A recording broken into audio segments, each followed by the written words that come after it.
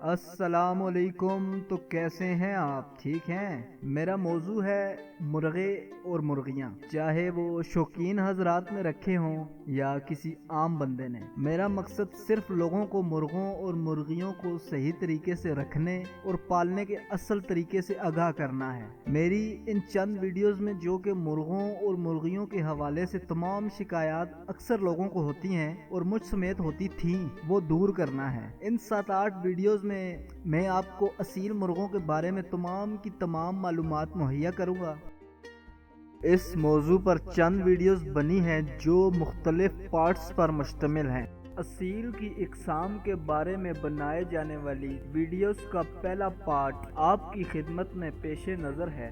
دنیا بھر میں اصیل کی بہت سی اقسام پائی جاتی ہیں۔ اصیل ایک مضبوط جانور ہے جو اپنے جسم کی خاص بناوٹ، خوبصورتی اور سختی جو باقی مرغوں کی اقسام سے قدرے زیادہ ہوتی ہے کی وجہ سے زیادہ پسند کیے جاتے ہیں۔ بالکل اسی طرح جیسے ایک نارمل جسم کے آدمی اور ایک باڈی بلڈر کے جسم میں فرق ہوتا ہے، بالکل اسی طرح اصیل کے پر، جوڑ، پٹھے، ٹانگیں، تاج اور نظر، ان سب چیزوں کی مضبوطی قدرتی طور پر باقی تمام مرغوں کی اقسام سے اصیل کو بالا تر کرتی ہیں۔ خاص طور پر اصیل میں ایگریشن سب نسلوں کے مرغوں سے زیادہ ہوتا ہے۔ اپنے مضبوط جسم کی وجہ سے یہ لڑائی میں باقی تمام نسلوں پر برتری رکھتے ہیں اور کسی کو بھی اپنے سامنے زیر کرنے کی صلاحیت رکھتے ہیں، ٹکنے نہیں دیتے کسی کو بھی۔ یہی خصوصیات اصیل کو مختلف کیٹیگریز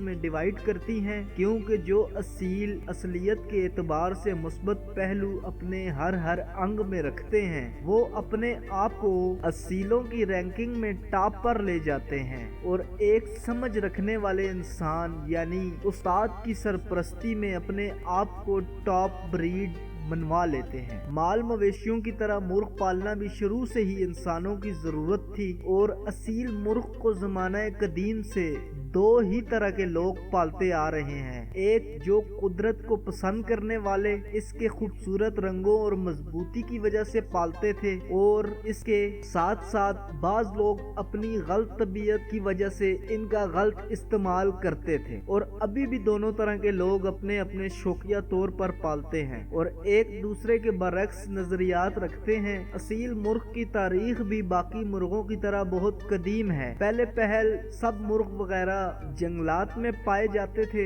اور خاصی پروان رکھتے تھے۔ ایک بہت مشہور قول ہے کہ حضرت موسیٰ علیہ السلام نے کشتی پر سے آواز لگائی کہ کون سا پرندہ خشکی تلاش کرنے جائے گا، تو سب سے پہلے مرغ نے کہا میں جاؤں گا۔ مرغ کی اس تابعداری کی وجہ سے حضرت موسیٰ علیہ السلام نے دعا دی کہ تو اللہ کے حکم سے انسانوں کو قیامت تک نفع پہنچاتا رہے گا۔ اس کے بعد سے لے کر آج تک یہ سلسلہ جاری ہے۔ تب سے بنی نوع انسان اپنی تمام ضروریات جو ان سے پوری ہو سکتی ہیں وہ پوری کرتے آئے ہیں اور ابھی تک اس سے فائدہ اٹھا رہے ہیں اور اٹھاتے رہیں گے۔ بہرحال یہ تو اس کے ساتھ ایک واقعہ تھا جو جڑا ہوا تھا، میں نے آپ کو سنا دیا۔ بہرحال ہر علاقے کے اصیل دوسرے علاقے کے اصیلوں سے اپنے قد، رنگ، جسامت کے لحاظ سے مختلف ہوتے ہیں۔ اصیل نسل کے ویسے تو سب ہی اپنے معیار کے مطابق اصیل ہوتے ہیں، مگر 3-4 نسلوں کے اصیل لے کر ان کی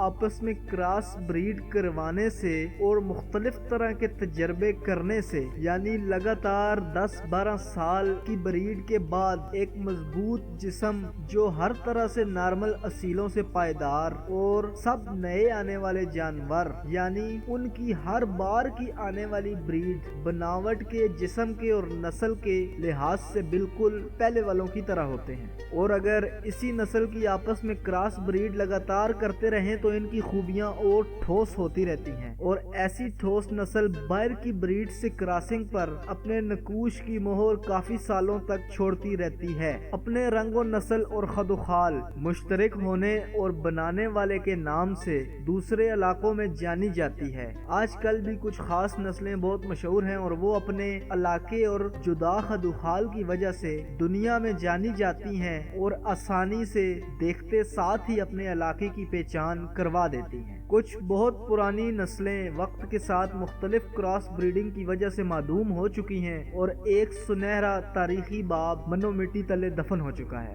دنیا میں اصیل مرغوں کے نسلوں اور علاقوں کے اعتبار سے بہت سارے رنگ اور ہر خطے میں پائے جاتے ہیں، جن میں جاوا، مشکا، پیلا، ہیرا، لاکھا، بورا یہ رنگ سر فہرست ہیں، اور باقی کے رنگ ان رنگوں کی ایکسٹینشنز ہوتی ہیں، جن میں شجرا، سنہرا، سبز، نیلا، بینگنی، بوسکی، سلیٹی، کاشنی، چینا یہ سب رنگ پائے جاتے ہیں۔ اس کے بارے میں مزید معلومات نیکسٹ پارٹ میں بتائی جائیں گی۔ آپ کے ویڈیو دیکھنے کا بہت بہت شکریہ۔